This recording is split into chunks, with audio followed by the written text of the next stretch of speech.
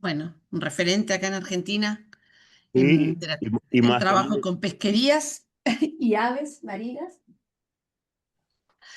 Ha trabajado Vale. ahora, está en miles de proyectos últimamente, no sé cuál presentarte. Así que presentar un poco tu afiliación y eso, Leo, y contar un poco tu experiencia, que es importante, la de arriba de los barcos, que me parece que es central. Ujú. Gracias, Eva. Bueno, mi nombre es Leo Tamini, trabajo en Aves Argentinas, soy el coordinador del programa marino ahí. Aves Argentinas es el partner de BirdLife en Argentina y es una de las organizaciones más antiguas de Latinoamérica. Creo que este año cumplimos 109 años o algo así. Ujú. Yo empecé a trabajar primero en descarte pesquero, muy en los inicios, casi ni estaba recibido y ya estaba trabajando en descarte pesquero, descarte de peces e invertebrados, por eso todos los artículos de Martín siempre fueron eh, muy familiares para mí y muy de mucho valor en esa época y muy temprano en este siglo, me gusta decir eso, empecé a trabajar con aves marinas, medio en el despertar de ojos mirando el arrastre como una fuente, como una amenaza hacia las aves marinas. Ya se veía que el palangre era una amenaza, pero a principios del siglo empezó a mirarse más el arrastre y ahí nos metimos por esa senda y creo que no paramos hasta ahora. Así que la charla va a ser, eh, la organizé un poco con como para ordenar un poco un trabajo como de hormiga de 20 años, no solo mío, sino de todo el equipo, y un montón de gente asociada, que bueno, creo que vamos logrando buenas cosas. Entonces, la charla es implementación efectiva de medidas de mitigación para reducir la mortalidad de aves marinas en la pesca de arrastre, pero lo primero que tengo que hacer es, bueno, cuando vamos a hablar de aves marinas, ¿de qué aves marinas vamos a hablar? Eh, Básicamente en el mar argentino tenemos los albatros mayores, las aves voladoras junto con algunos pelícanos y el cóndor andino, de las más grandes que podemos ver, algunos individuos llegando incluso a 8 o 10 kilos de peso, realmente animales enormes, que incluso desde los barcos, que son enormes también, se los ve gigantes. Esta es una muestra de la diversidad que podemos encontrar en la plataforma patagónica. Después unos albatros un poco más chicos, pero no por eso menos espectaculares, ya con un poco más de diversidad, es un grupo mucho más diverso, no en tamaño, pero sí en plumajes, picos, colores de los picos, incluso diversos plumajes a medida que van creciendo, también como los albatros mayores.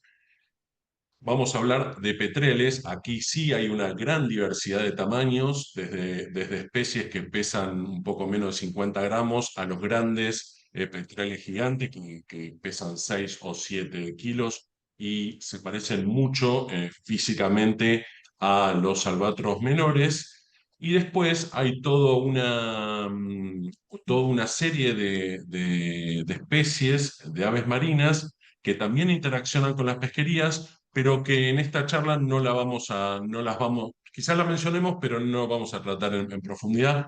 ¿Por qué? Porque de ellas hay pocas que tengan un estado de conservación difícil.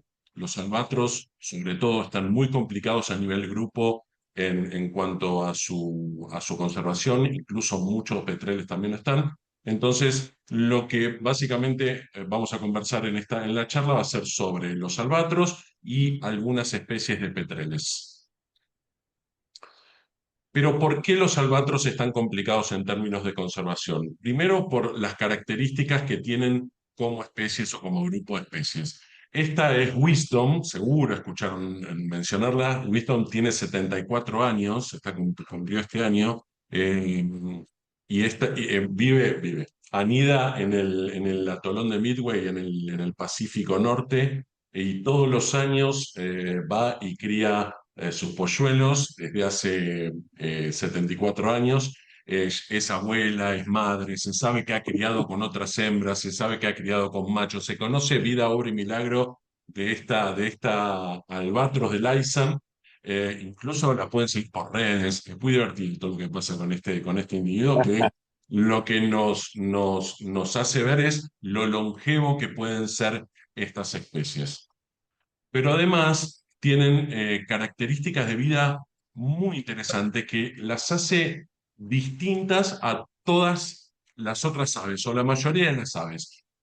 Ya viniéndonos al hemisferio sur, por supuesto mi albatros preferido, no el más lindo, pero sí mi preferido, que es el albatros ceja negra, porque es un albatros que anida mayoritariamente entre Malvinas y Diego Ramírez, pero a su vez usa mucho el mar argentino, es muy fácil de ver haciendo 2, 3 millas desde la costa, ya es muy fácil de ver este albatros.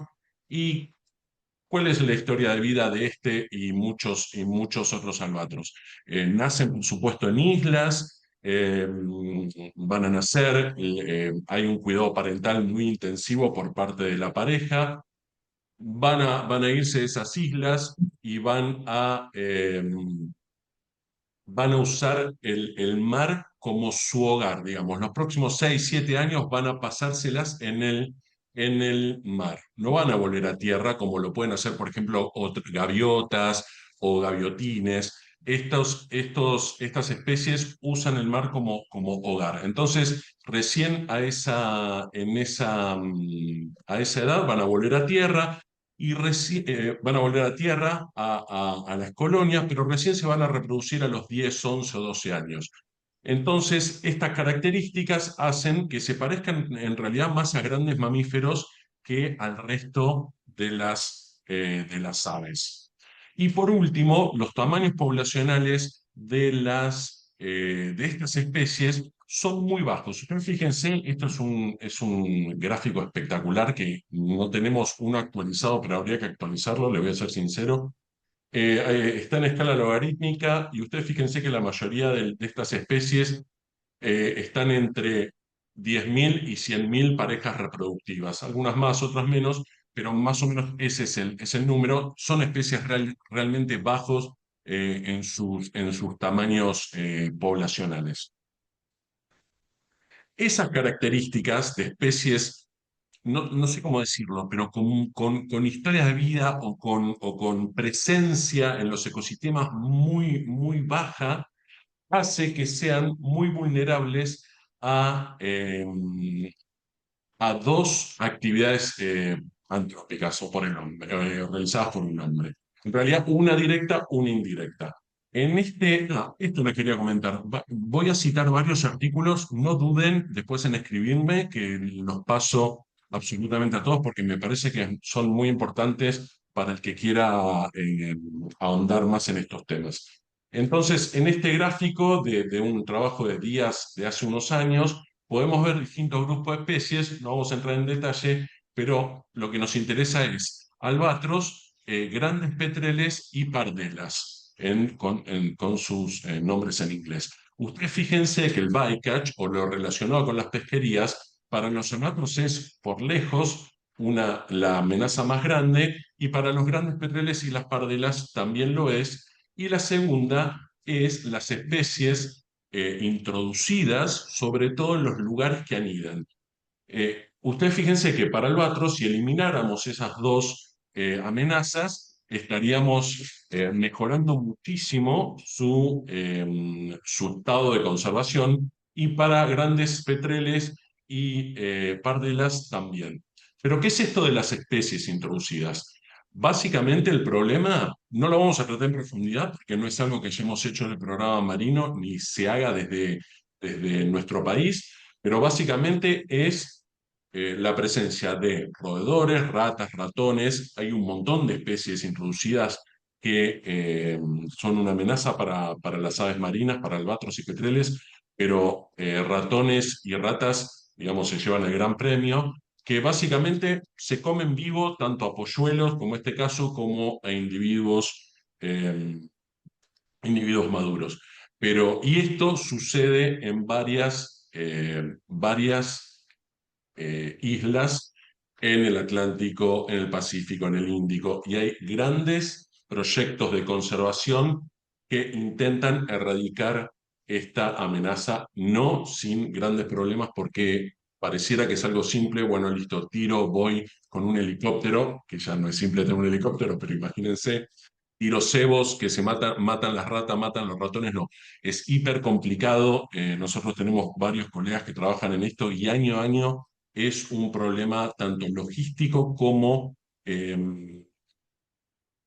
cómo llevar adelante el proyecto, porque requiere de varios años. Bueno, súper complicado. No vamos a entrar en detalle. Después, si necesitan más información, les paso todos los artículos que necesiten.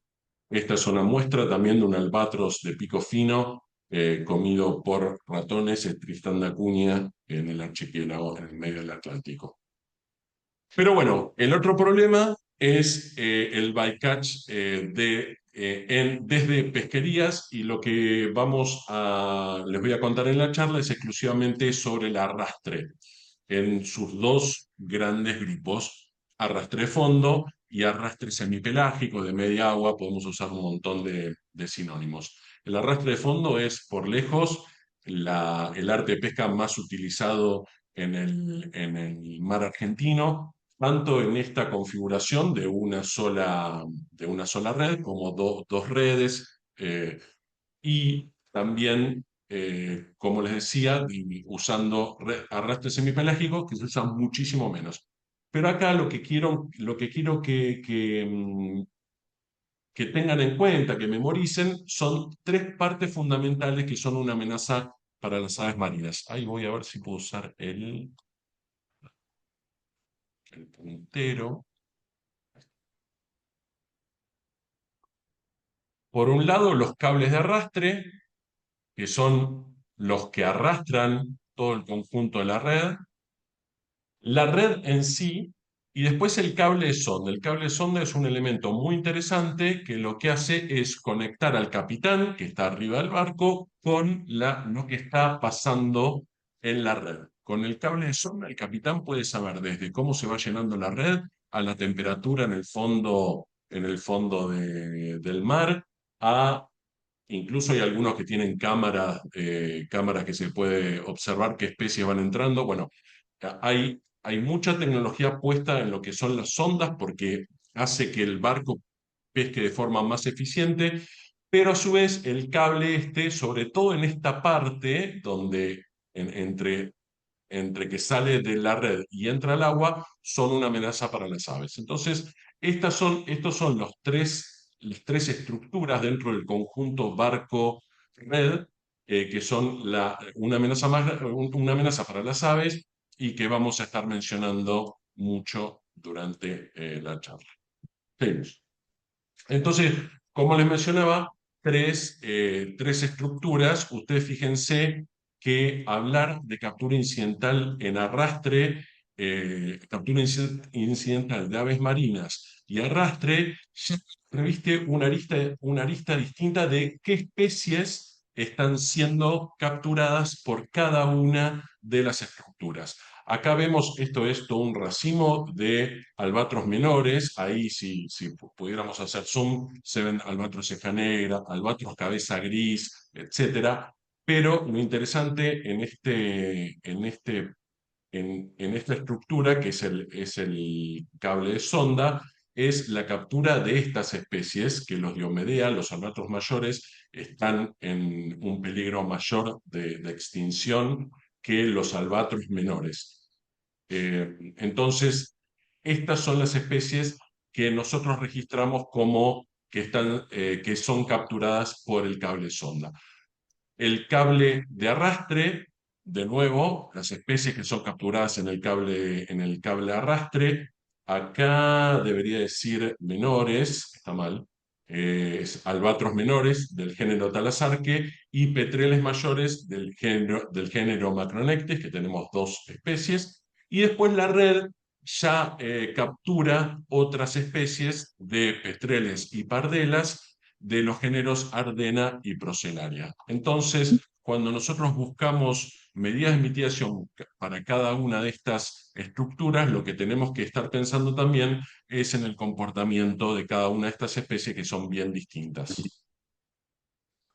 Desde hace unos 18 años, Aves Argentinas es parte del Albatros Task Force, que es un programa que originalmente, o en su punto, digamos, más alto de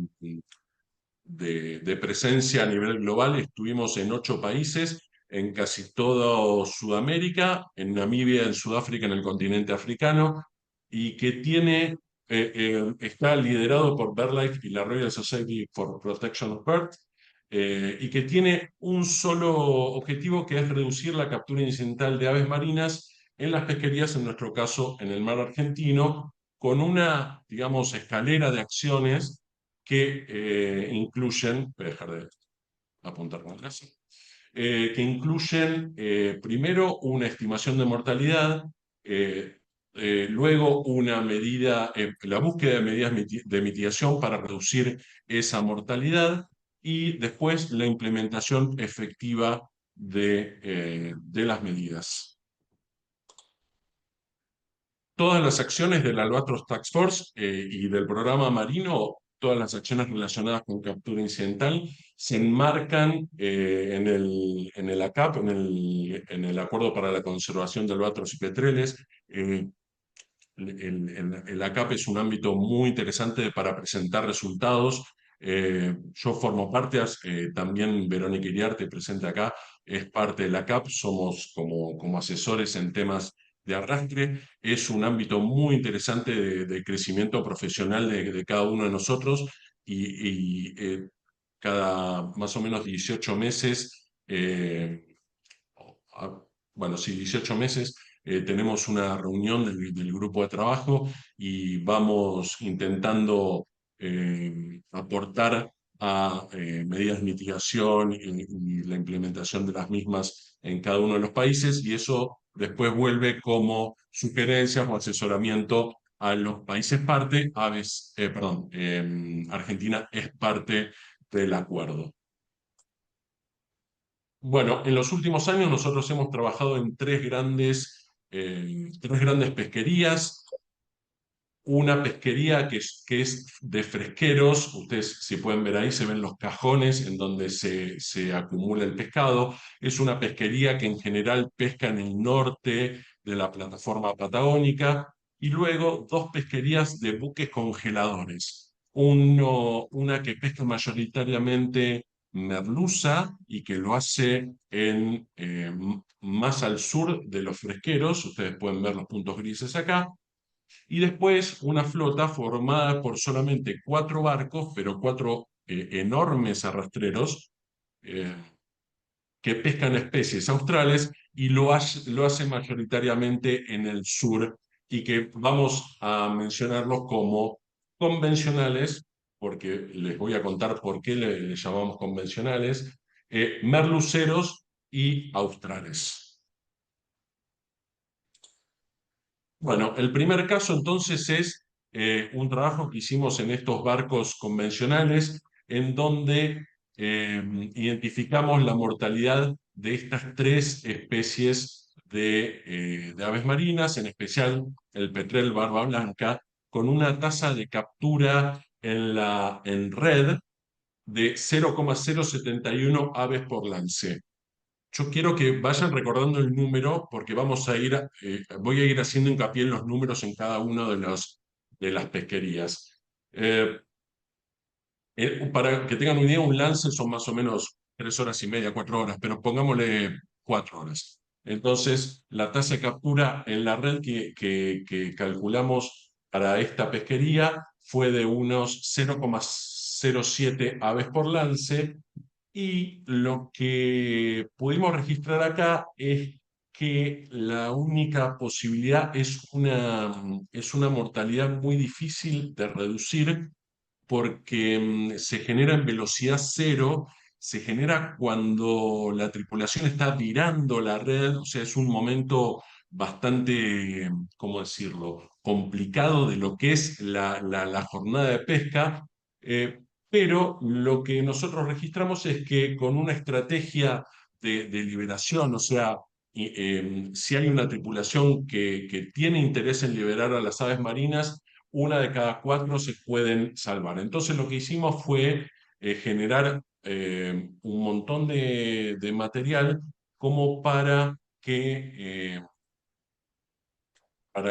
las tripulaciones que quieran liberar lo puedan hacer de una forma, no sé si correcta o adecuada, vamos a decirle. Eso también está en un artículo que publicamos en el 2021 y lo cierto es que esta fue una, ¿cómo podría decirlo? Una batalla que no dimos, digamos, no nos quedó solo en, bueno, si las tripulaciones quieren liberar a las aves, este es el material que, que si necesitan ver, está a disposición de ellos. Incluso nosotros, Aves Argentinas, siempre está a disposición de cualquier personal embarcado que nos quiera consultar cuestiones relacionadas con las aves marinas. Esto, si ustedes van a ese artículo, es el momento, digo, para que se entienda bien un poco por qué es un problema para las aves marinas. El momento A es un momento de arrastre, es un croquis, por supuesto. Todo esto, perdón, todo lo que ven acá es todo un sistema que es antiquísimo, que se sigue usando en varios barcos desde, que pescan desde de los puertos de Argentina. No sabemos de dónde viene, hemos conversado con muchos colegas, sobre todo europeos, porque digamos, la historia pesquera argentina viene de Italia, de España. Bueno, nadie sabe de dónde viene este sistema, pero bueno, hay muchas flotas, muchos estratos que siguen usando este sistema y no el virado por popa. Entonces, esto es arrastre, este es el primer tiempo del virado y este sería un segundo tiempo del virado, en donde esta red se corre hacia el costado o la corren con una maniobra muy peligrosa, pero que se sigue usando, repito, en muchísimos barcos en Argentina, y este es el momento donde eh, parte de esa red queda en el agua y ahí se enriedan las aves. Esto que ustedes ven acá, así, es esto. ¿Bien? ¿Ven? Este es el estribor es la banda estribor y en este momento van levantando parte de la red y parte de la red queda en el agua y ahí es donde se producen los embellamientos. Esa fue una de las primeras flotas que abordamos. La segunda fue los arrastreros merluceros. Aquí ya son barcos mucho más grandes, congeladores. Como son congeladores, lo que hacen es eh, cortar el producto pesquero. Entonces todo lo que sea vísceras, cabezas, colas, atrae mucho más a las aves marinas. Se pueden ver em, andadas de alrededor de 5.000, 10.000 aves marinas alrededor de estos buques sin ningún problema. Y acá lo que nosotros identificamos fue la mortalidad de esas especies, de albatros ceja negra sobre todo, pero también de los dos petreles gigantes. Y la tasa de captura, en este caso, fue de 0,24, supongamos, aves por hora de arrastre. El número anterior era 0,07 aves por lance. Entonces acá las magnitudes fueron mucho más grandes. La calidad de los datos que logramos con este trabajo dio para una estimación de mortalidad en donde calculamos que alrededor de 13.500 albatros de ceja negra se podían estar muriendo por los impactos contra los cables de arrastre por año en esa flota. Esa flota originalmente tenía 24 barcos, ahora creo que está en el orden de 17 o 18, se fue reduciendo bastante. Y a su vez, en ese trabajo, lo que hicimos fue probar la eficiencia de las líneas espantapájaros para reducir esa mortalidad, casi llevarla a un 10%, y eso dio pie a una resolución del Consejo Federal Pesquero del año 2017 para hacer obligatorias esas líneas espantapájaros. Si pudiéramos ver, ¿ustedes ven mi puntero del mouse o no se ve? Sí se ve, Leo. Ah, perfecto, así no cambio no voy al puntero. Si ustedes pudieran ver el barco desde arriba, verían la popa y los cables de arrastre. Y las líneas espantapájaros se colocan a estribor y a babor a los costados de las líneas, entonces, a los costados de los cables. Entonces, lo que hacen es no dejan entrar a las aves marinas a este lugar que es donde se pueden golpear con los cables. Esta es una vista del cable de arrastre, uno de los cables de arrastre que se ve acá, y la línea, y cómo va literalmente arriando a todas las aves marinas que se quieren acercar, obvio, a este lugar, porque ahí en este lugar se acumula el descarte y el eviscerado. Si pudiéramos ver de costado, lo veríamos así, de esta forma. Bien, con los cables de arrastre y las líneas puestas a los lados. La línea lleva un dispositivo antienredos que ahora vamos a ver, una boya con red, una línea primaria y líneas secundarias alrededor de 6 o 7 u 8, dependiendo el barco, y después cada barco va a tener su medida de líneas secundarias según esta medida, desde donde se ate a, a la superficie del mar.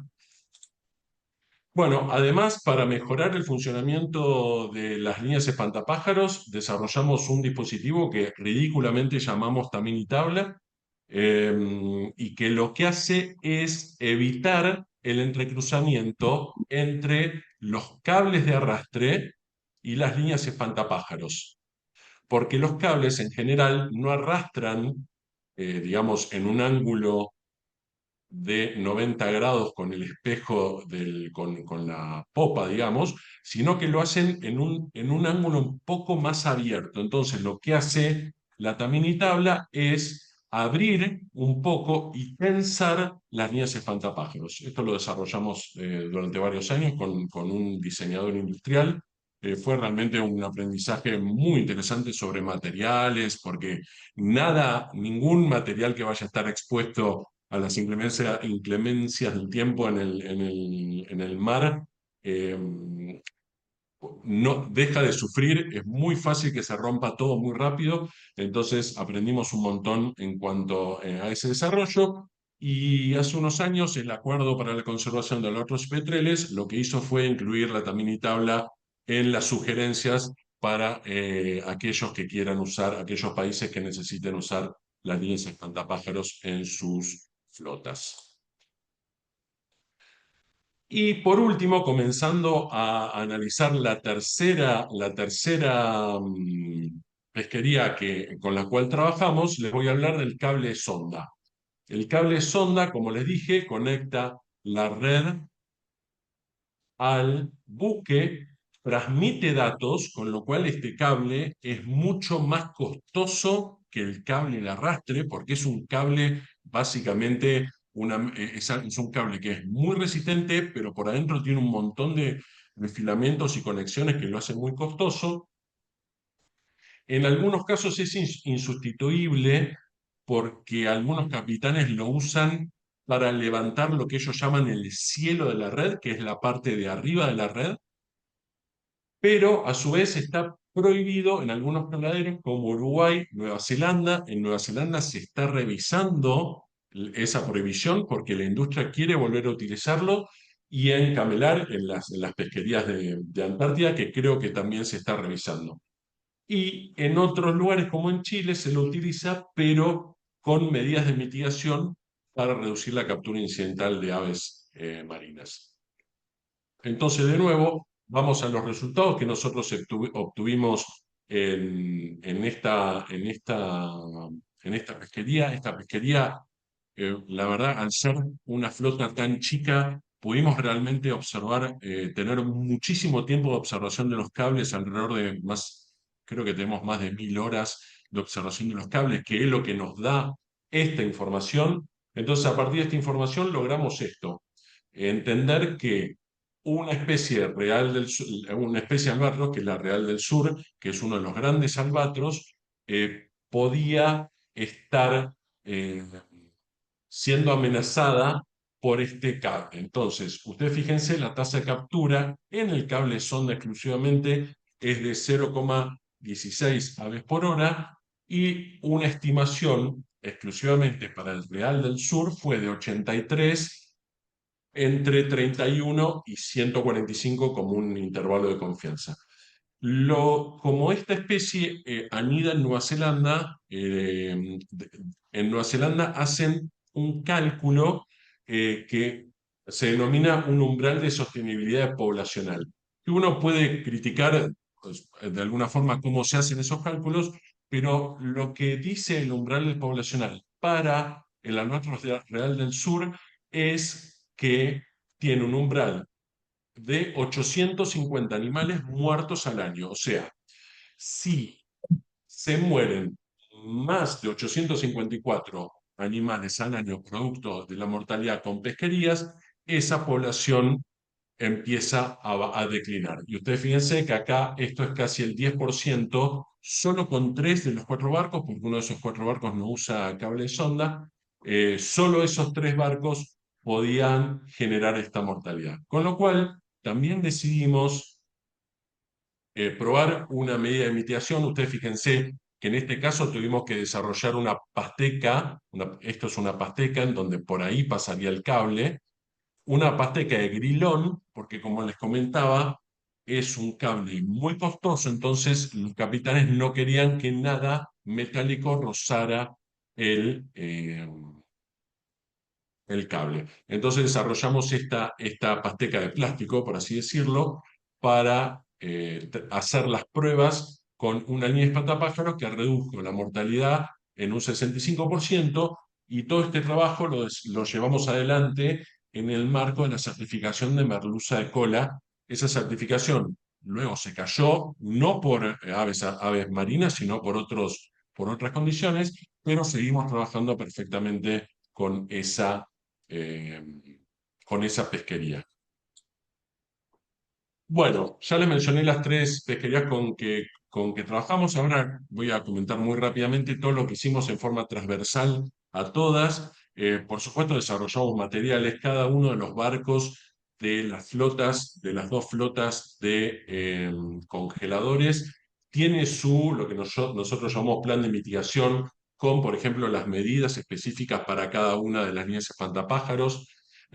Cada uno de los 24 barcos en ese momento tenía estos planes de mitigación para el empresario que quisiera tenerlo para sus barcos.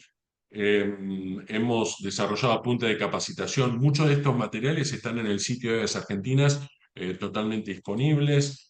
Hemos armado, lo armamos hace muy poco. En este documento, por ejemplo, incluimos un montón de preguntas frecuentes que nos hacían a bordo. Por ejemplo, ¿por qué los albatros están en extinción si nosotros vemos tantos acá alrededor del barco? Que es una pregunta muy lógica de alguien que está embarcado. Bueno, en ese documento, además de continuar con cómo se tienen que usar las líneas, intentamos responder a esas preguntas. Por supuesto, tuvimos varios documentos de posición institucional en estos años, y estas son unas cartillas de aves marinas que ya tienen 20 y pico de años, se hicieron en el 2004, 2005, y lo que hicimos para este año es, que en este momento están en etapa de impresión, es hacer una nueva edición de esas cartillas, y lo que vamos a hacer una vez que estén listas es repartirla a los programas de observadores, los provinciales, el INIDEP, los privados. Esa es la función que tiene estas cartillas, incluso a mucho personal embarcado, inspectores, etcétera. De nuevo, nosotros colaboramos todo el tiempo con el personal embarcado, monitoreamos el uso de las líneas o los problemas que vayan teniendo eh, casi todas las semanas. Hemos hecho capacitaciones en la Escuela Nacional de Pesca, y cada vez que uno de nuestro equipo sube a bordo, además de hacer su trabajo, la función de él es asesorar, capacitar, conversar, tener intercambios con el personal embarcado, con el único objetivo que las medidas de mitigación se usen cada vez más. Hemos capacitado observadores también.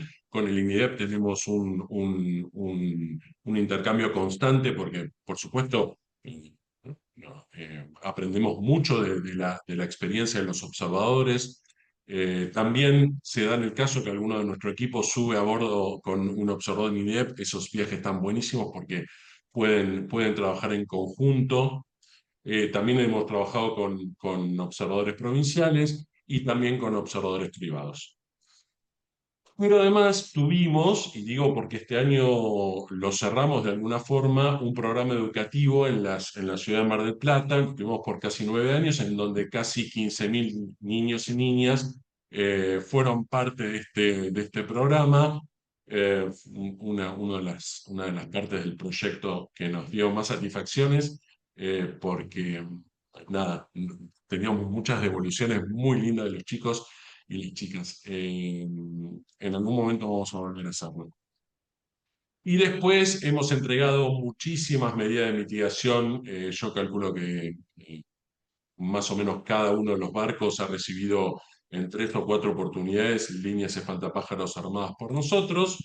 Y además, muy rápidamente, hemos trabajado en otros mares, trabajamos en el Índico, revisando medidas de mitigación en un palangrero coreano, y también nos cruzamos los Andes y nos fuimos a Chile y ahí colaboramos con el equipo chileno de ATF. Aquí está Nahuel en el Abate Molina, uno de los barcos de investigación del Estado chileno, en donde hizo algunas pruebas con líderes espantapájaros. Y ahora bueno, les presenté todo lo que hicimos, entonces nos queda un último paso. O sea, bueno, ¿cómo logramos la implementación efectiva de las medidas? Por ahora fue todo, si quieren, teórico, de apoyo a la industria. Entonces, últimamente lo que estuvimos haciendo es implementando una estrategia de monitoreo electrónico que empezó en el marco de la certificación de merluza de cola, pero ahora continúa con dos empresas, eh, con 3 empresas en realidad: Estremar, Iberconsa y no me sale la empresa de Lechisemaro. Bueno, ya me acuerdo. Y esto, lo que hacemos a través de esta estrategia es instalamos cámaras en los buques que toman imágenes cada 15 minutos, y lo que le pedimos al capitán es que de alguna forma llene una especie de planilla en donde nos dé detalles de cada lance y nos diga si usó las líneas, si no usó las líneas, y en el caso que no usó, ¿por qué? Porque una puede ser porque se enredó las líneas, porque hubo mal tiempo. Cuando hay muy mal tiempo, realmente es peligroso que un tripulante vaya a poner las líneas. Así que, digamos, entre comillas, como se acepta que una parte del tiempo no se usen. Entonces, a partir de ese intercambio, de ese proyecto de monitoreo electrónico, lo que sucedió fue un aumento significativo del uso de la medida.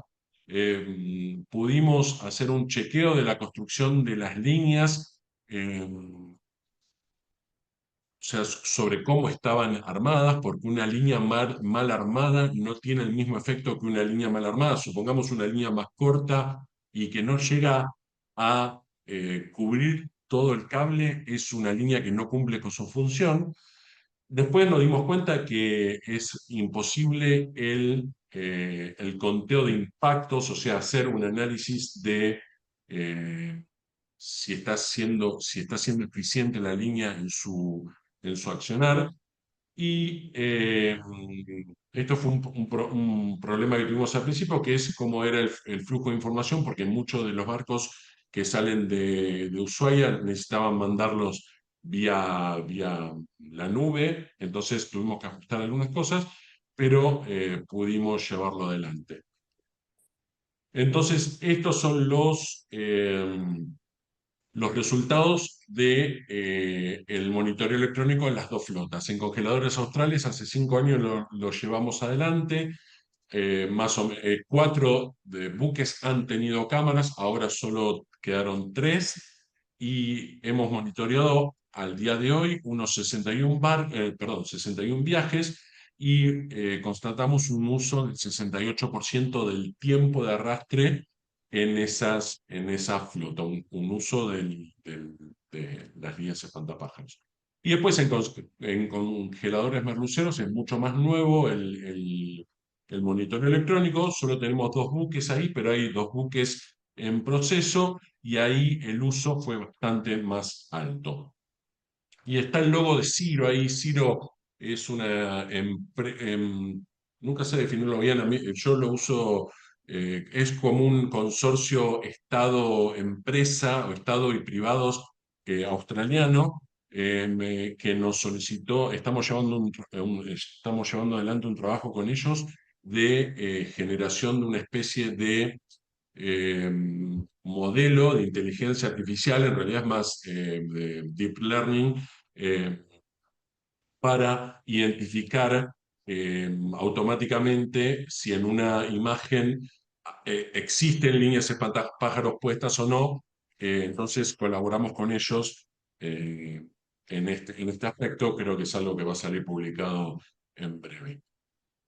Así que para completar algunos números del programa marino, hemos analizado en estos 20 años tres pesquerías principales mediante 54 viajes de pesca y casi 1.700 días en el mar. Pongo un más uno porque actualmente Nahuel está embarcado en un buque merlucero, así que hoy deberíamos sumarle un día más. Hemos logrado una regulación sobre medida de mitigación. Existen 6 buques con cámaras que revisamos cotidianamente o cuando ellos terminan eh, sus, eh, sus mareas, su viaje de pesca. Hemos trabajado en 3 certificaciones pesqueras, hemos entregado un montón de líneas espantapájaros, hemos capacitado y hemos tenido intercambios con más de 1.400 personal embarcado. Cuando digo personal embarcado es todo lo que refiere a personal embarcado, tripulantes, observadores, inspectores, etcétera.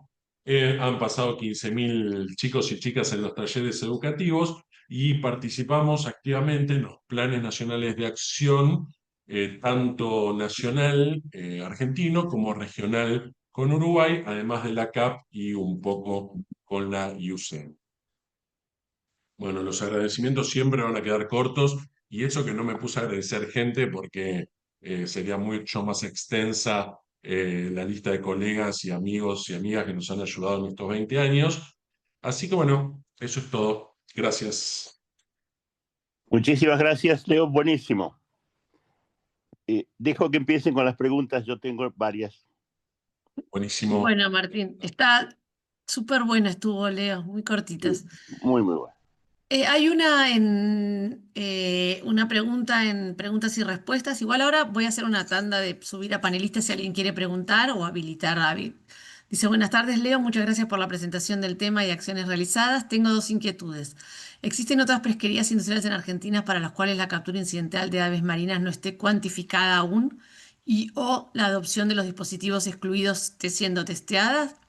Me interesa ver si para el caso de porteros existen datos de interacciones y captura. ¿Será para la zona económica de Poteros, Poteros? Ah, poteros. y captura incidental para la zona económica del país a largo plazo, más considerando que los albatros usan el talud como área de alimentación y usan iles como ítem de alimentación y tienen un sobrelape importante. Muy bien, Patri. Ahora igual le doy el coso para que te charle y después le damos, si no hay otra pregunta, Martín, te Dale. paso, yo también tengo.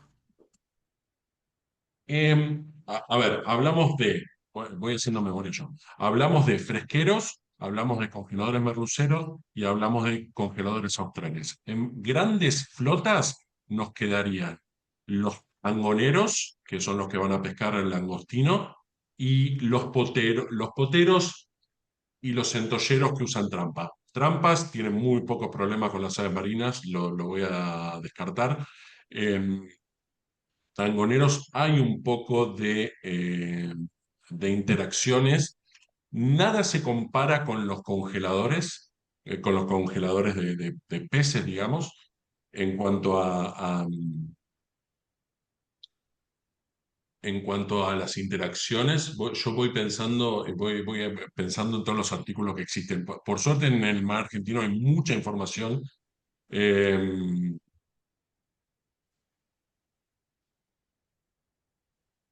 Yo creo que en Tangoneros no es tan grande la interacción, nunca se Ujú. planteó nada de medidas de mitigación en Tangoneros y Por los en cables. Poteros Sí. Y en poteros, yo sé que el Instituto, el INIDEP, está trabajando desde hace unos años haciendo mucho hincapié en generar información en poteros. A priori, sin haber subido nunca un potero, no creo que sea un problema para las aves marinas. Yo creo que hay un poco de captura incidental de pingüinos, porque básicamente pueden agarrar los chicks, los señuelitos, pero no más que eso. Pero, de nuevo, me parece que es un trabajo que está en curso. Realmente hacer una evaluación no seria, pero sí contundente en poteros. Espero haber respondido. Muy bien. Ahí está Sí. Patri, si no puede preguntar. ¿Martín? Bueno, Sí, sí respondiste. Gracias.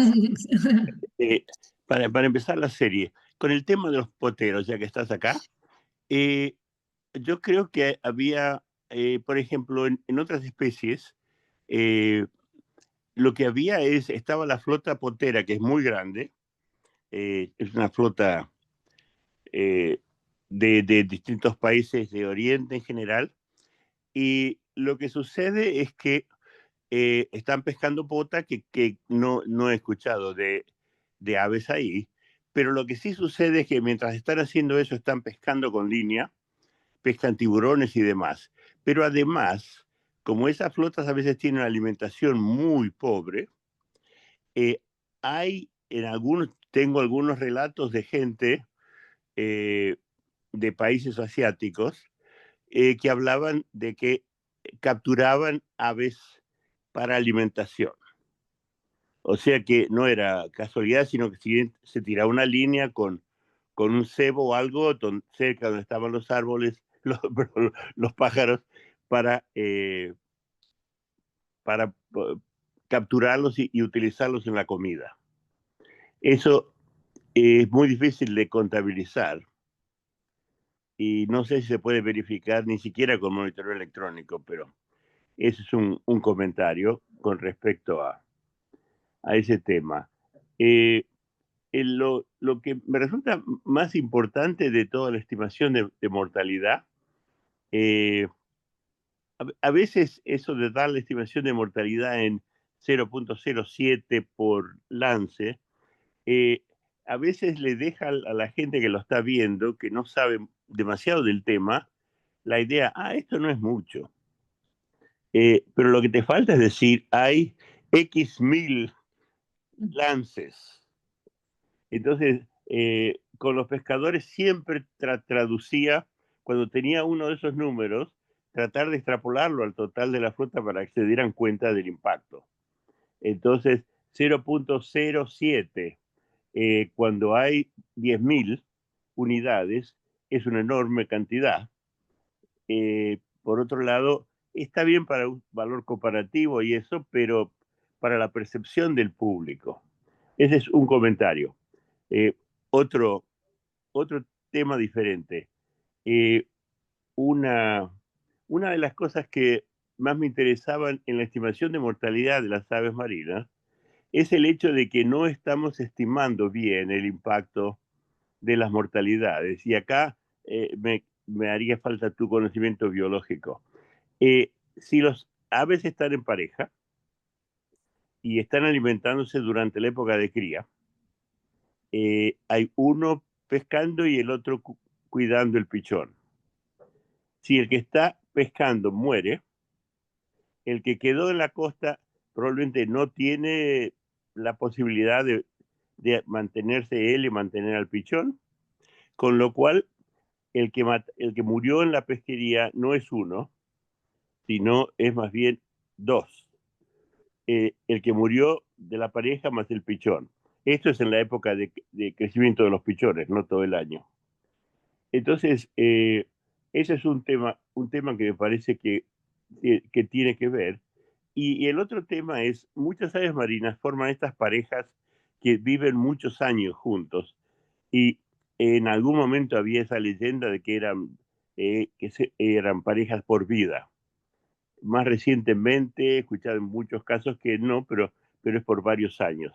Entonces, si matás el miembro de una pareja, el que queda de la pareja no se reproduce inmediatamente el siguiente año, sino que hay un proceso de reacomodación de la pareja. Esta pregunta es la que me gustaría que me contestara. Si después tengo alguna otra cosa más, pero esta me parece que es la más importante. ¿Estamos estimando el impacto poblacional bien o estamos contando individuos muertos?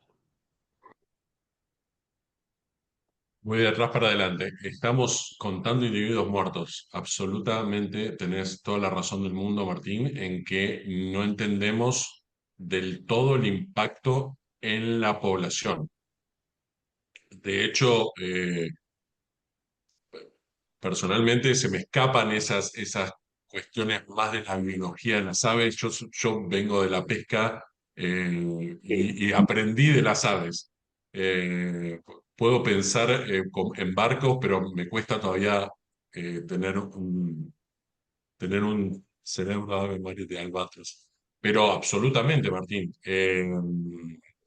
Indudablemente habría que hacer un nuevo modelo con los meses y más en dónde se desarrollan estas pesquerías. O sea, estas pesquerías se desarrollan muy cerca muy cerca en términos de la actividad de los albatros, muy cerca de las colonias. Entonces va a haber una determinada cantidad de meses en el año que habría que contabilizar un segundo muerto por cada uno de los que se mueren, y después esto que decís, un reacomodo de las parejas, que ahora no sé si seguimos pensando tanto que son parejas de por vida, eso he leído un poco y me parece que se ha modificado, pero coincido completamente, y no quería dejar de mencionar, Martín, lo que decís de las flotas poteras.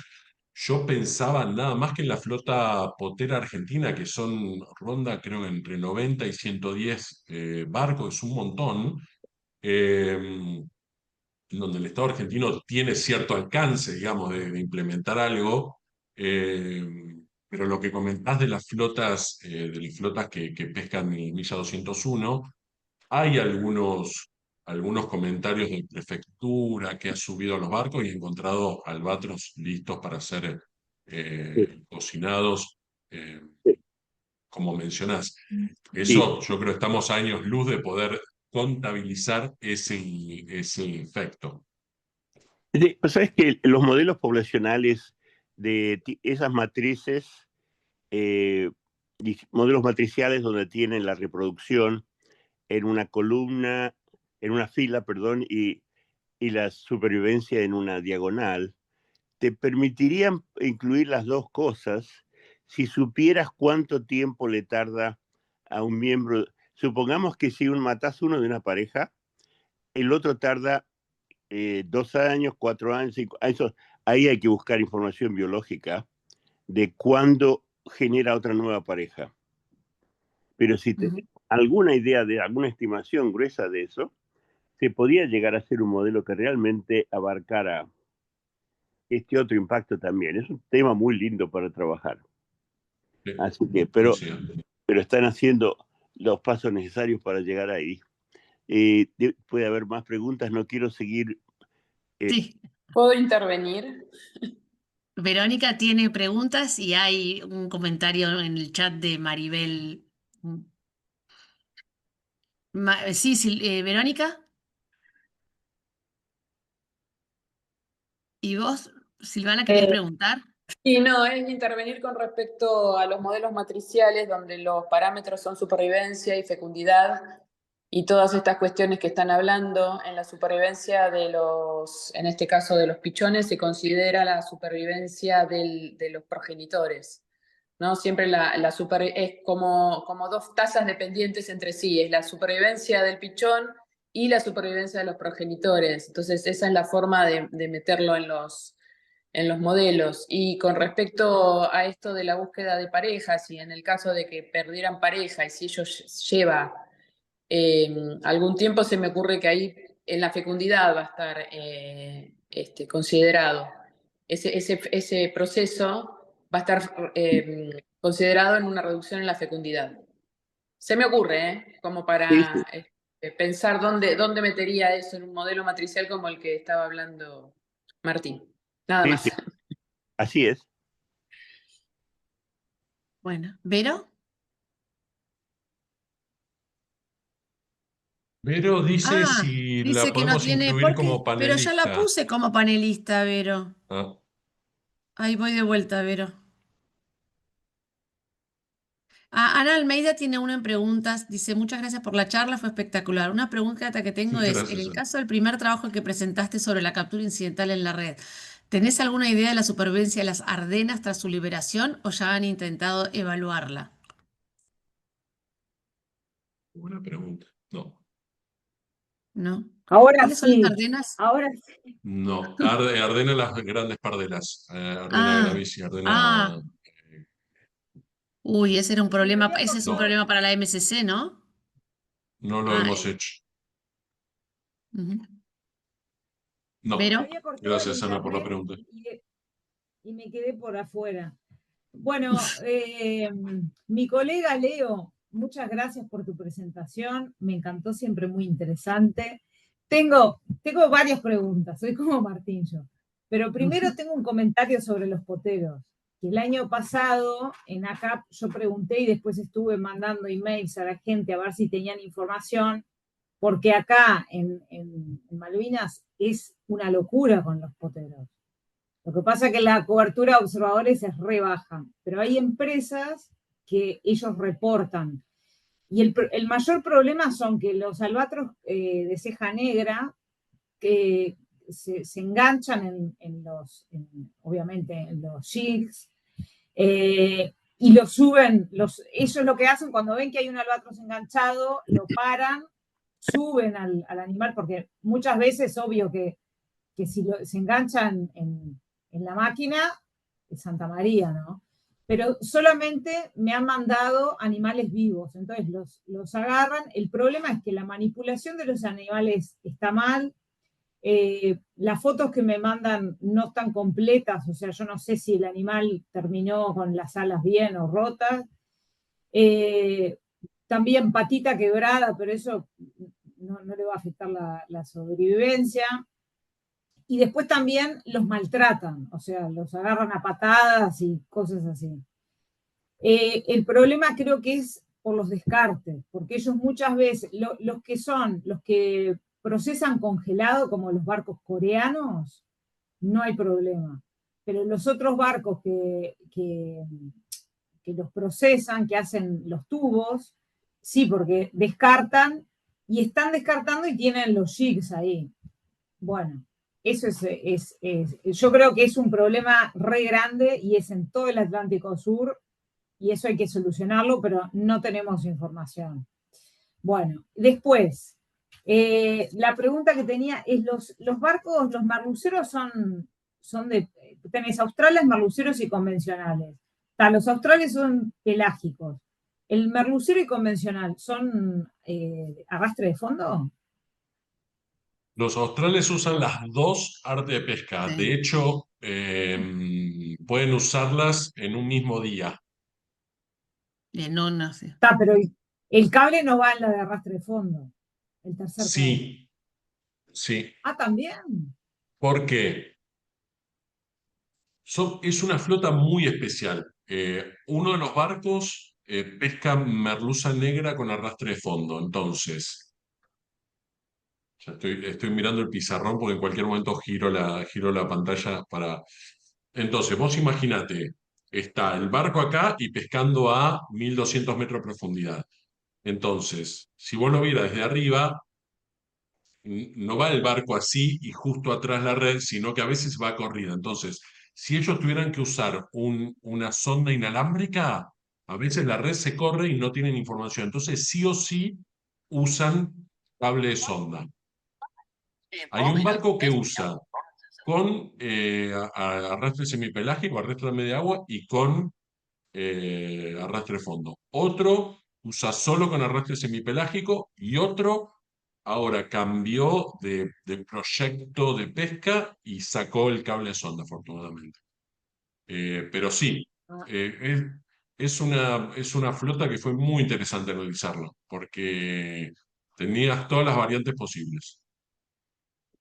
Después, gracias por esa Sí. respuesta. Después, Por favor. en los los arrastreros, esos de lado, de virado de costado, me parece que el estilo es coreano. Y quería preguntarte de Procellaria equinoctialis, ¿ellos se enganchan en qué parte de la red en los enmallamientos son? En esos Lo que, arrastreros que- de costado. lo que queda flotando mayoritariamente, lo que queda, digamos, más cerca de la superficie son las alas, porque quedan las boyas, imagínate los pesos, o sea, 30 metros colgando. Entonces se enmallan en ese momento, porque básicamente bucean, ¿viste? Los profesionales son súper buceadores, Claro, la sardena también, entonces ven peces y van, bucean, y como la red es verde, la verdad que a veces uno no los ve, no sé qué capacidad tienen de ver los colores, pero no los ven. Vos ves que no los ven, van y chocan contra la red. Y en ese momento se enmallan. Pero si me decís, para mí básicamente se enmallan en las alas. o sea que entran por la boca de la red. No, no, no necesariamente. No entran, porque en ese momento es velocidad cero, pero imagínate que los marineros están haciendo el virado del copo. Entonces están trabajando el copo, imagínate que la red tiene como 100, 120 metros de largo. Están trabajando con el copo para levantar la captura y la primera parte, las alas, quedan colgando. Entonces ahí se enmallan los petreles y los pardeles. Ah, está. Porque no he visto bien las maniobras en esos barcos. Entonces, por eso que te Y, pregunto.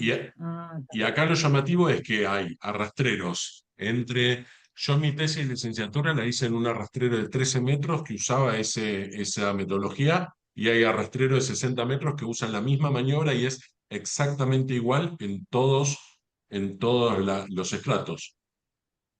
Debe haber como 250 barcos en Argentina que usan ese método o más. Ujú. La última pregunta. Va, ¿Te acordás pero que habías... dale que Bueno, Marce pregunto también esto. está en la cola. ¿Te acordás que habías hablado de un barco que lo habían recauchutado? Iba a haber que la empresa era un cable noruego, que para hacer los cables de arrastre, que iba a tener menos accidentes con las aves. ¿Tenés alguno de esos resultados? ¿Cómo es que se llama, Leo? ¿Cómo era el de...? No me Ay, quise meter porque ya me parecía demasiado detalle. Hay un nuevo producto que se llama Dynex, que Dale. es un cable que se usa en Islandia para que no se pegue el hielo en los cables. Y algunas empresas argentinas lo empezaron a usar primero para los cables de sonda y ahora para los cables de arrastre. Entonces nosotros empezamos a evaluar si ese cambio de material podía afectar la captura incidental, pero me parece, Vero, que no. No tenemos Mm. buenas diferencias entre uno y otro. Igual estamos terminando de analizar. Esperamos para el próximo ACAP tener algo más conciso, pero me daba la sensación que no. Muchas gracias. A vos, Vero. Marce. Gracias, Vero. Oye, y gracias, Leo, por la presentación súper interesante. Bueno, tú has estado Gracias, trabajando Marcelo. con nosotros en un par de oportunidades, así que conocemos parte de tu trabajo y siempre es una ayuda. Y igual tengo varias preguntas, pero voy a hacerlas rápido para que, para que puedan preguntar el resto. Eh, de hecho, voy a partir por la última que estaban comentando. Y nosotros también tuvimos una experiencia con una de las empresas que está en la Sur Austral, donde ellos también estaban comentando de que estaban cambiando estos cables, justamente por cables que voy a nombrarlo a lo mejor de mala manera, pero son como unos filamentos, entre comillas, pacalas, que no están trenzados. Entonces, eso hace, según ellos, que tengan menor posibilidad de que los pájaros, los aves, ¿cierto?, se queden enganchadas entre medio. Así que súper bueno el dato que tienes y ojalá que pronto tengan resultados para justamente tratar de tenerlos como contribución a la discusión acá, porque ellos apuestan a eso justamente para tratar de empezar a reducir el uso de la LED. Entonces, yo creo que es información súper interesante. Eh, una de las preguntas que te quería hacer es ¿cómo responden cuando ustedes le presentan estos datos a los usuarios pesqueros, ¿cierto? Cuando tú le dices que es muy bien, porque tú pones una tasa, pero adicionalmente después pones estimaciones. ¿Cuál es la respuesta que tiene? Porque son hartos. O sea, nosotros me acuerdo que acá también en un momento estimamos más de 8.000, 9.000 albatros muertos en en una Ujú. flota, que son pocas embarcaciones, cuando son 3 embarcaciones, serán, no son muchas más, en un año. ¿Cuál es la respuesta que tiene desde ellos? O sea, ¿lo creen? ¿No lo creen? ¿Cómo, cómo, cómo lo toman en términos de la idea de poder avanzar hacia la solución? No sé cómo te ha ido con eso. En 3 palabras no lo creen, pero ¿por qué? Tiene una explicación muy... Yo intento siempre ponerme en los zapatos de ellos y es muy lógico que no lo crean porque ni- pocas, pocos eventos de captura incidental son tan crípticos o tan difíciles de ver como los impactos contra los cables. El enmayamiento se ve. La captura por un anzuelo en un palangre se ve. No sé, se me ocurren varias. En cambio, los impactos contra los cables, vos sabés que hay artículos que hablan que por cada uno que llega a cubierta, que es lo que ve el marinero, se perdieron entre 8 y 20 animales en el transcurso del lance. No recuerdo el artículo, pero hay como un cálculo hecho en ese aspecto. Entonces, la única forma de hacer un cálculo real de una estimación de mortalidad es lo que hacemos nosotros, que es irnos a la popa y pasarnos horas y horas y horas eh, viendo a ver qué pasa. Y nosotros entendemos que no nos crean y le estamos a disposición, hablamos con lo que quieran hablar, nos peleamos, discutimos, nos dicen, no, pero hay otros problemas más grandes, los chicos en África que tienen hambre, sí, ya lo sabemos, pero a nosotros nos interesa es así. Eh, entonces, la verdad llega un punto en que nosotros optamos por diversas vías para implementar las medidas. Una son las certificaciones. Entonces, certificaciones en las que podemos trabajar, trabajamos, colaboramos en todo lo que se necesite, incluso en las que no hemos podido trabajar, hemos presentado objeciones. O sea, Aves Argentinas como una parte interesada en la conservación de albatros, si ve una certificación en las cuales desde Aves Argentinas vemos que no se cumple con lo que se tiene que cumplir, el compromiso es presentar una objeción para que esa certificación sea realmente una certificación que funcione, de nuevo, en el aspecto de los albatros y los petriones. Así que siempre de las buenas, es un poco brutal, pero siempre de las buenas, pero llegado el momento, tomamos cartas en el asunto para trabajar no sé, desde otros canales. Sí, ese es un tema bien interesante. Acá a nosotros nos pasa algo parecido también cuando presentamos esos resultados o esas cantidades. Pero yo creo que lo que más le complica a ellos es la incertidumbre que hay en las poblaciones. O sea, ¿cuál es el real impacto que tiene la mortalidad que tú le estás cuantificando versus lo que realmente existe en la población? Entonces, para unas especies puede ser más sencillo que no que otras.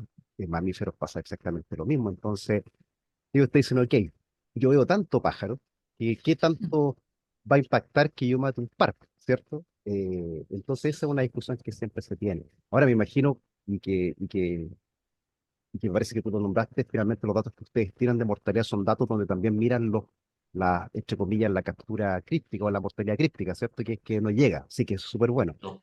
Y en esa línea Ujú. me imagino también que el tener imágenes, ¿cierto? O monitoreo electrónico también les va a ayudar en los casos cuando no haya observadores a bordo, que también es relevante. Eso era, gracias. No, Ahí y va mi además, pregunta Marcelo, entonces. perdón, No, no. ahí termino con Marcelo. No, y además, por ejemplo, te dicen, no, porque las líneas se enredan con los cables. Y yo le digo al capitán, mira, vos tirás un manojo de malla y boyas y pesas y lo tirás al agua y sé que pesca, yo no creo que no puedas hacer que no se enreden las líneas. Eso, o sea, ese es el tipo de diálogo que tenemos. Y después lo que nos ha permitido el monitoreo electrónico, más allá de en sí, hay barcos que están por encima del 85% de uso. Y le decimos a los otros capitanes, te mando todas las imágenes. Entonces es muy poderoso esto de, bueno, si se quiere hacer, se puede hacer. Hay que tomar la decisión nada más. Sí, Eva. No, preguntarte, Leo, si las cámaras las pusieron ustedes en el proyecto este y las usan solo ustedes. ¿Cómo lo hicieron en términos institucionales? Y si le dan alguien le está dando otro uso. Bueno, dijiste que contar era imposible, los de los cables con las cámaras, sí, digamos, además del acatamiento. Lo vemos nosotros nada más. Muchas cámaras las pusimos nosotros, las iniciales las pusieron ellos, la Ah, industria. Eh, no solo es el acatamiento, sino cómo construyen. Yo creo que termina siendo más importante en cómo van construyendo las líneas al sí. acatamiento en sí, porque puede haber acatamiento con líneas mal usadas, mal construidas. Pero Y no las probaron para contar y no sirven. no, no porque Ah, además, si vos quisieras pasar a video, en vez de 2 gigas, por ahí de un viaje tenés 2 teras. Y ya ah, en esos volúmenes de información ya se empieza a complicar. Nosotros solo tenemos ese objetivo y ah.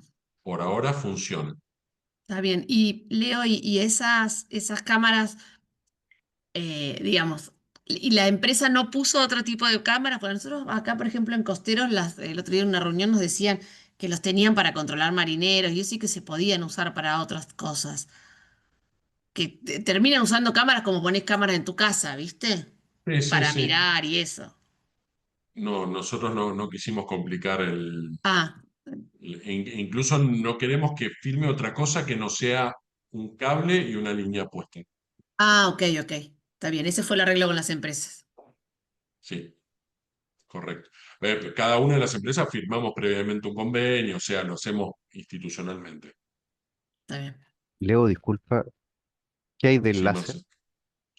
Marcelo. ¿Han Y visto lo que pasa, eso algún? fue un tema en ACAP que fue muy interesante. El láser, finalmente, Verónica me va a corregir, creo que en la última reunión de ACAP dijeron, no, los láser no, pero veníamos como de 5 reuniones anteriores donde hubo una empresa que presentó, bueno, digamos, el proceso acá, los procesos acá son muy interesantes, son lentos porque requieren cada 18 meses, 12 meses la presentación de resultados. Entonces, eh, con los cables no se pudo comprobar que no sean inocuos ni para los ojos de las aves ni para los ojos de los tripulantes. Porque un láser que pega contra una ola, o sea, salía para todos lados. No era algo que dijeran, bueno, se puede usar, incluso se habló de distintas, ahora me voy acordando, de distintas potencias de láser, y qué sé yo, pero me parece que en las últimas, Marcelo, si vas bueno, sabes, vas al sitio de ACAP, están las últimas recomendaciones para arrastre y creo que ahí ya láser quedó en una sección que es, bueno, esto en algún momento de la historia de ACAP se presentó, pero ahora no, ACAP no recomienda su uso. Esa es Verónica, así, asiente, así que estamos bien. Sí, tal cual, fue Edward Melvin el que presentó eso. Ujú. Bueno, tenemos un ratito para una pregunta más. Yo tengo una, pero no sé si alguien más quiere preguntar. No, Maribel tiene un comentario en el chat que dice esos comentarios no solo se dan para las aves, sino para todos los mamíferos, focas, lobos, pues no entienden o desconocen que estas especies se concentran donde está el alimento, lo que puede dar una idea falsa de abundancia, cuando en realidad sus poblaciones están en disminución, sí. Pero quedó un tema latente que es esto de cuánto podemos matar, que también es un comentario muy lógico de la industria. O sea, ¿cuántos albatros podemos matar sin que tengamos problemas? Que eso, afortunadamente, cada vez año a año hay mejores cálculos poblacionales de la mano de los drones y todo eso, que nos van a permitir saber cómo van las poblaciones. Antes había cálculos cada 10 años, cada 5 años, ahora espero que cada vez haya más y podamos dar este tipo de respuestas. Bueno, ¿cuáles son los límites de cada una de las poblaciones? ¿Vero? Puedo preguntar. Bueno, justo sobre eso quería hacer un comentario, que claro, que en realidad lo que es importante es la unidad de la isla, o de la colonia reproductiva, porque no es lo mismo por ahí que se mueran animales de una colonia que de otra. Ponele, si viene Totalmente. albatros de ceja negra, que son de Georgia del Sur, no es lo mismo un albatros de ceja negra que sea acá de Malvinas, ¿viste? Entonces, eso también, que creo que hoy en día no tenemos forma de diferenciarlos, pero sí creo que hay estudios con tags que se han hecho en diferentes colonias y se ve a dónde van los individuos a comer, y por ahí, y generalmente ellos no tienen solapamiento, entonces por ahí podemos saber de qué colonia vendrían dependiendo de la pesquería. Eso me parece que por ahí va para lo de saber de los números. Y después tengo, bueno, también lo de las sobreestimaciones de las mortalidades, porque por ahí si vos tenés una baja cobertura de observadores y sabés que en realidad casi siempre son pocos barcos los que tienen la mayor cantidad de interacciones, ahí te daría una sobreestimación. Si la industria está tan preocupada, deberían largar para poner 100% de cobertura de observadores, y ahí ya se reduce este problema de sobreestimación. Y una pregunta que tengo es que vos hablaste de que las líneas estaban estandarizadas para cada barco. No, Sí. o sea, ¿son individuales? ¿No las tenés estandarizadas? Mirá. Cada plan de mitigación que los 24 barcos tenían las medidas según las líneas se tienen que poner 2 metros arriba de la pasteca. Y las pastecas en esta flota iban de entre 5 metros y medio de la superficie del agua y 10 metros. Entonces, cada uno de esos barcos, cada uno de esos planes tenía la medida para cada uno de los barcos, dependiendo esa medida de altura de pasteca que le decimos. Bueno, Martín, te damos Quedó pie. congelado. No escucho. Creo que estás muteado, Martín. O A ver. silenciado.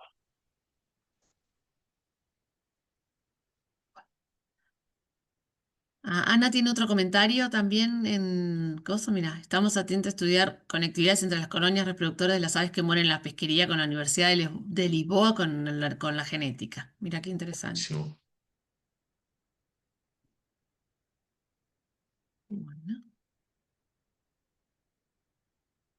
A ver. No, es que ahora no va a poder levantarlo. Nosotros no podíamos levantarle, ¿no, Sil? Qué macana. Bueno, Ahí está. A sí. ver. No, pero María Eva.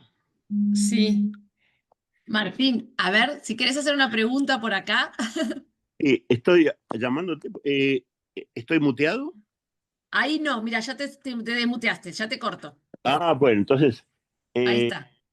bueno, la pregunta es, con la información en el correr de los años, se puede ver a lo mejor el efecto del cambio climático, y eso puede cambiar mucho la incidencia de poblaciones de un lugar u otro. O sea que si los recursos pesqueros se van moviendo, por ejemplo, hacia las zonas tropicales o hacia las zonas árticas, va a cambiar las poblaciones que quedan más expuestas.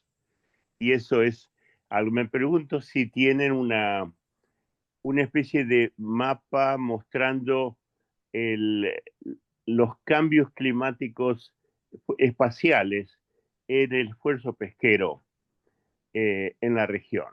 ¿Dónde está aumentando? ¿Dónde está?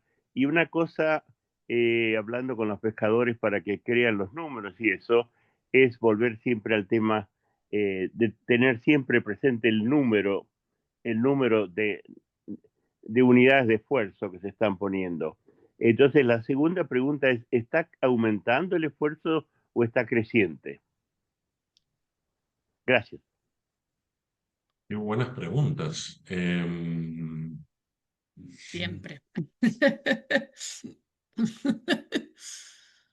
No sé si soy la persona para responder, Está pero disminuyendo el esfuerzo en general, ¿eh? Acá. sí. No, y además que ha cambiado mucho, mucho, por ejemplo, convencional que pescaba merluza se ha ido a pescar langostino.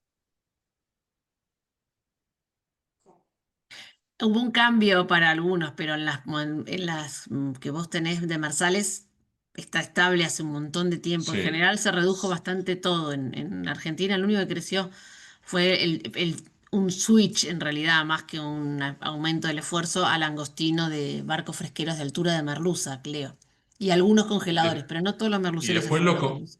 los congeladores, en un momento nosotros, me acuerdo cuando hacíamos los cálculos que eran 24, 25 y ahora me dijeron que son 17, o Sí, sea, sí, sí, sí. algunos se hundieron, otros se cambiaron de caladero, o sea, se redujo bastante. Sí. Y con No hay respecto a unos. lo que mencionaba del cambio climático, Martín, la verdad que no te puedo responder esa pregunta sobre los cambios en las pesquerías. No sé si hay algo, María Eva, de No. ese tipo. ¿Sabés, Leo? Hace unos Ujú. años conocí en una reunión a una chica del Servicio de Hidrografía Naval. Sí. A ver si la puedes ubicar a ella, que creo que puede ser una linda fuente. Ella había hecho unos modelos para el Pacífico, pero era oceanógrafa física de muy buena calidad.